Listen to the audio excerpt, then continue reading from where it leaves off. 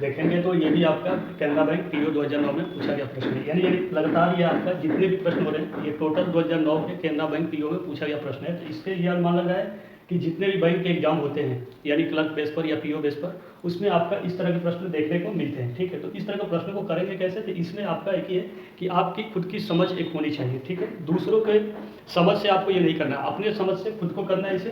तो इसमें एक प्रश्न दिया है, उस प्रश्न को स्टेटमेंट दिया है। ठीक है, मान लीजिए कोई गवर्नमेंट का स्टेटमेंट है और उस स्टेटमेंट पर पब्लिक जो है अपना पूर्वानुमान लगा रही है, इस तरह से है, और आप उसमें एक अधिकारी है जो मीडिएटर का काम करेंगे। तो आपको क्या करना है, उसमें आपका खुद का अनुमान लगाना है कि जो ये अनुमान लगा रहे हैं लोग, इनमें से कौन सा अनुमान सही है और कौन सा अनुमान गलत हो सकता है। ठीक है, तो ये आपका जैसे दिया स्टेटमेंट यानी कथन आपका दे दिया है किसी गवर्नमेंट ने या किसी भी सरकारी विभाग ने, और ये जो है पूर्वानुमान यानी लोग जो है दो तरह के अनुमान लगा रहे हैं, फर्स्ट और सेकेंड।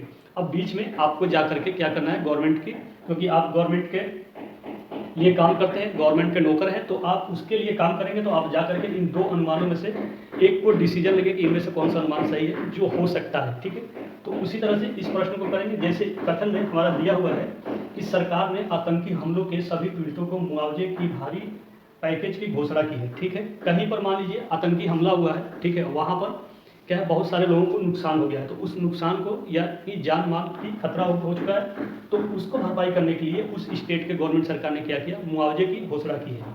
तो अब उसमें क्या कह रहा है, अब दो तरह के अनुमान लगाए जा रहे हैं। ठीक है, हो सकता है कि आतंक की ऐसी घटनाएं निकट भविष्य में न हो, यानी एक आदमी ये कह रहा है कि अगर सरकार ने मुआवजे की घोषणा की है तो इससे क्या होगा कि अब भविष्य में आतंकी हमले होने की चांसेस नहीं है, यानी आतंकी हमले नहीं हो सकते हैं।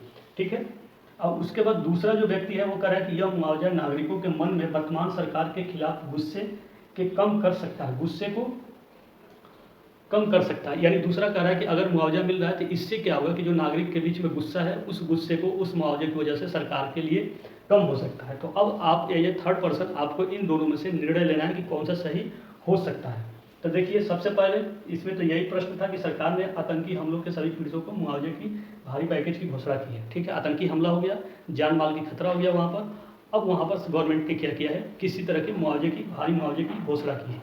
ठीक, तो अब उसमें से कह रहा है कि हो सकता है आतंक की ऐसी घटनाएं निकट भविष्य में न हो। क्या आप ये मान सकते हैं कि अगर मुआवजा मिल जाए तो आतंक की घटनाएं भविष्य में न हो सकती है? ऐसा बिल्कुल नहीं। ऐसे पास्ट में भी देखने को मिला है कि बहुत सारे आतंकी हमले हुए हैं, बहुत सारे मुआवजे मिले, उसके बावजूद भी आपका क्या है, आतंकी हमला लगातार होता रहता है किसी भी देश में। तो ये तो हो सकता है, आपका बिल्कुल नहीं होगा। ठीक, ये आपका 100% नहीं होगा, ये गलत है। ठीक है, ये पूर्वानुमान जिसने भी लगाया है ये गलत है, आप इसको क्या करेंगे, रिजेक्ट कर देंगे। ठीक है, कि ऐसा हो ही नहीं सकता कि मुआवजा मिले और जो है आतंकी हमले कम हुए। तो आतंकी हमला तो इसलिए आतंक नहीं करते हैं कि आप मैं हमला कर रहा हूँ, आपको मुआवजा मिलेगा और जिससे मैं क्या करूँगा, आतंकी हमले कम कर दूंगा, ऐसा बिल्कुल नहीं। तो ये आपका स्टेटमेंट, ये आपका पूर्वानुमान यानी एजम्पशन, ये आपका गलत है। अब दूसरा कह रहा है कि यह मुआवजा नागरिकों के मन में वर्तमान सरकार के खिलाफ गुस्से को कम कर सकता है।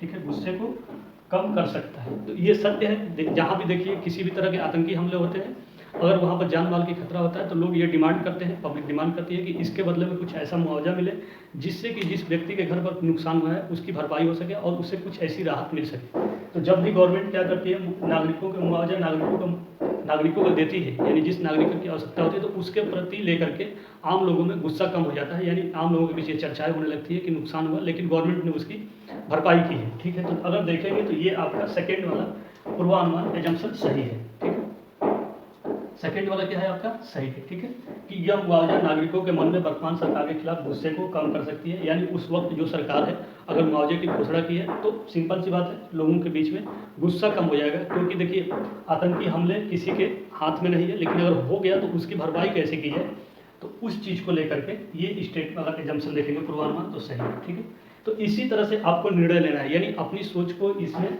इंक्लूड करना है कि ये कोई किसी का कथन है, ठीक है, उस कथन पर दो लोग इस तरह की बातें कर रहे हैं, तो एज ए तीसरा आप क्या सोचते हैं।